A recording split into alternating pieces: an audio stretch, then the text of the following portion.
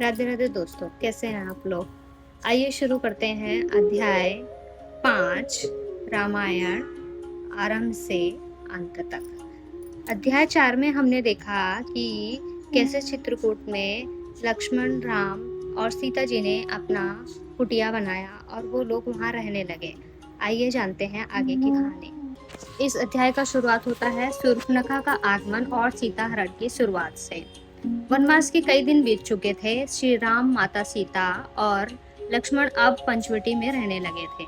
यह स्थान सुंदर था, शांत था, लेकिन इसी शांत वन में एक ऐसी घटना होने वाली थी जो आगे चलकर लंका और अयोध्या के बीच भयंकर युद्ध का कारण बनेगी। एक दिन वन में एक राक्षसी की नजर श्री राम पर पड़ी। उसका नाम था शूर्पणखा। श्री राम के तेज और सौंदर्य को देखकर वह मोहित हो गई, लेकिन उसे ये नहीं पता था कि उसकी यह इच्छा आगे चलकर उसके भाई रावण को श्री राम से टकराने के लिए मजबूर कर देगी। और फिर शुरू हुई सीता जी हरण कहानी। पंचवटी में श्री राम का दृश्य। चित्रकूट से आगे बढ़ते हुए श्री राम, सीता जी और लक्ष्मण पंचवटी पहुंचे। यह स्थान गोदावरी नदी के पास अत्यंत सुंदर वन में क्षेत्र था। लक्ष्मण ने वहां एक सुंदर कुटिया बनाई। श्री राम और सीता वहीं रहने लगे। राम वन में ऋषियों की रक्षा करते और उनके साथ धर्म की बातें करते। सीता जी प्रकृति की सुंदरता को देखकर प्रसन्न होती। लक्ष्मण जी हमेशा अपने बड़े भाई राम और माता सीता जी की सेवा में लगे रहते। कुछ समय तक उनका जीवन शांतिपूर्ण रहा, लेकिन जंगल में रहने वाले राक्षसों को यह बात पसंद नहीं आई कि श्री राम ऋषियों के साथ रह रहे हैं, और जल्दी ही एक राक्षसी पंचवटी में पहुंची। उस राक्षसी का नाम था शूर्पणखा। वह लंका के राजा रावण की बहन थी। जब उसने श्री राम को देखा तो उनके रूप और व्यक्तित्व से प्रभावित हो गई। शूर्पणखा ने राम के सामने विवाह का प्रस्ताव रखा।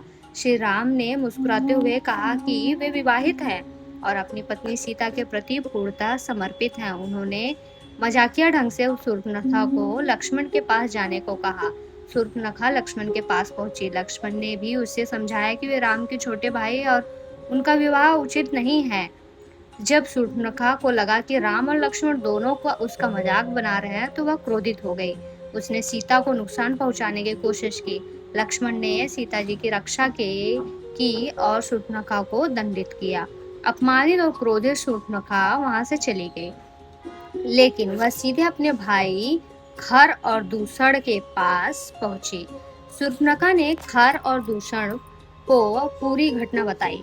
उसने कहा, पंचवटी में दो मनुष्य रहते हैं जिन्होंने मेरा अपमान किया है। खर और दूषण क्रोधित हो उठे। उन्होंने बड़ी संख्या में राक्षसों के साथ राम पर आक्रमण कर दिया, लेकिन श्री राम के ने अकेले ही उनके विशाल दल का सामना किया। भयंकर युद्ध हुआ। एक तरफ राक्षसों की सेना थी और दूसरी तरफ अकेले श्री राम। श्री राम ने अपने बाण से राक्षसों का सामना किया। अंततः खर और दूषण सहित राक्षसों की सेना पराजित हुई। शूर्पणखा को अब समझ आ गया था कि राम कोई साधारण मनुष्य नहीं है। वह लंका पहुंची और वहां उसने अपने भाई रावण को पूरी घटना सुनाई, लेकिन रावण को राम की शांति से ज्यादा सीता के अद्भुत सौंदर्य की बात ने आकर्षित किया। यहीं से एक भयंकर योजना का जन्म हुआ। शूर्पणखा ने रावण को सीता के सौंदर्य का वर्णन किया। रावण के मन में सीता जी को पाने की इच्छा पैदा हो गई, लेकिन यह जानता था कि राम को सीधे युद्ध में हराना आसान नहीं होगा, इसलिए उसने एक चाल चलने का निर्णय लिया। रावण अपने पुराने सहयोगी मारीच के पास गया। मारीच पहले भी राम की शक्ति देख चुका था। वह जानता था कि राम से टकराना विनाश को बुलाना है। उसने रावण को समझाया, राम से शत्रुता मत करो, लेकिन रावण अपनी इच्छा पर अड़िग था। उसने मारीच को आदेश दिया कि वह ऐसी योजना बनाए जिससे राम और लक्ष्मण कुटिया से दूर चले जाए। मारीच के पास एक उपाय था। वह अद्भुत स्वर्ण मृग का रूप धारण करता है, एक हिरण का रूप धारण करता है। एक दिन पंचवटी में सीता ने एक अद्भुत हिरण को देखा। उसका शरीर सोने की तरह चमक रहा था। वह इतना सुंदर था कि सीता जी उसे देखकर मृग मुग्ध हो गई। जी ने राम से कहा, प्रभु यह हिरण कितना सुंदर है, यदि संभव हो तो हमारे लिए इसे ले आइए। राम ने उस हिरण को देखा और कहा, उन्हें कुछ असामान्य लगा। उन्होंने लक्ष्मण से कहा कि यह साधारण हिरण नहीं लगता, लेकिन सीता जी की इच्छा देखकर राम उसके पीछे जाने के लिए तैयार हो गए। राम ने लक्ष्मण से कहा, तुम सीता जी की रक्षा करना, मैं शीघ्र लौट कर आता हूँ। राम जी स्वर्ण मृग के पीछे निकल पड़े। कुछ दूर जाकर राम जी ने बाण चलाया। बाण लगते ही मारीच अपने वास्तविक रूप में आ गया और उसने राम जी की आवाज में पुकारा, हे सीते, हे लक्ष्मण। यह सुनकर सीता चिंतित हो गई।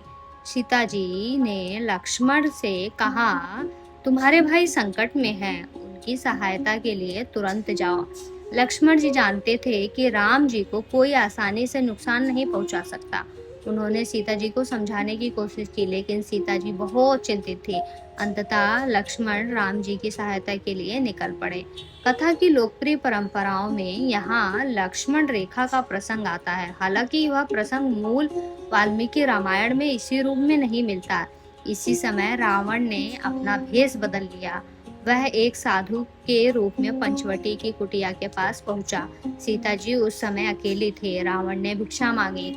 सीता ने अतिथि धर्म का पालन करते हुए उसे भिक्षा देने के लिए आगे कदम बढ़ाया, लेकिन वह साधु साधु नहीं था। वह था लंका का राजा रावण। रावण ने अपना वास्तविक परिचय दिया। उसने सीता को अपने साथ लंका चलने के लिए कहा। सीता ने स्पष्ट रूप से उसका विरोध किया। उन्होंने कहा कि वे केवल श्री राम की पत्नी हैं और किसी पुरुष के साथ जाने का प्रश्न ही नहीं उठता। लेकिन रावण ने उनकी बात नहीं मानी। उसने सीता जी का हरण कर लिया। सीता जी की सहायता के लिए पुकारने लगी, हे राम, हे लक्ष्मण। रावण सीता जी को लेकर आकाश मार्ग में लंका की ओर जाने लगा, लेकिन रास्ते में एक महान पक्षी ने उन्हें देख लिया। ये वह था जटायु। जटायु ने सीता जी को बचाने के लिए रावण का रास्ता रोक लिया था। फिर जटायु ने रावण से कहा, सीता जी को छोड़ दो, तुम अधर्म कर रहे हो। रावण ने जटायु पर आक्रमण कर दिया। जटायु ने वृद्ध होने के बावजूद पूरी शक्ति से युद्ध किया। उन्होंने रावण के रथ को नुकसान पहुंचाया और सीता को बचाने का प्रयास किया, लेकिन अंततः रावण ने जटायु को गंभीर रूप से घायल कर दिया। जटायु धरती पर गिर पड़े। रावण सीता जी को लेकर लंका की ओर निकल चला। उधर राम और लक्ष्मण जब कुटिया में वापस लौटे तो वहां सीता जी नहीं थी। सीता जी को कुटिया में न देखकर राम व्याकुल हो उठे। वे चारों ओर सीता सीता खोजने लगे। राम पुकारते रहे, सीते सीते। लक्ष्मण भी उनके साथ खोजने लगे। उन्हें रास्ते में टूटे हुए रथ के निशान और युद्ध के संकेत दिखाई दिए। कुछ आगे उन्हें घायल जटायु मिले। जटायु ने अंतिम शक्ति से बताया कि रावण सीता जी को दक्षिण दिशा में ले गया है। राम ने जटायु को अपने हृदय से लगा लिया। अब श्री राम के सामने एक नया संकल्प था, सीता जी को खोज कर वापस लाना। लेकिन श्री राम को अभी यह नहीं पता था कि सीता जी कहाँ है और लंका उनसे कितनी दूर है। आगे उनकी मुलाकात होगी एक ऐसे भक्त से जो राम के जीवन में सबसे महत्वपूर्ण भूमिका निभाएगा, और उस भक्त का नाम आप कमेंट में जरूर बताइए। हम अगले एपिसोड में देखेंगे सबरी से क्या भेंट मिलता है और हनुमान जी का परिचय और सुग्रीव से मित्रता। आपको वीडियो अच्छी लगी हो तो वीडियो को लाइक करें, शेयर करें, चैनल सब्सक्राइब करना ना भूलें और कमेंट में लिखें जय श्री राम।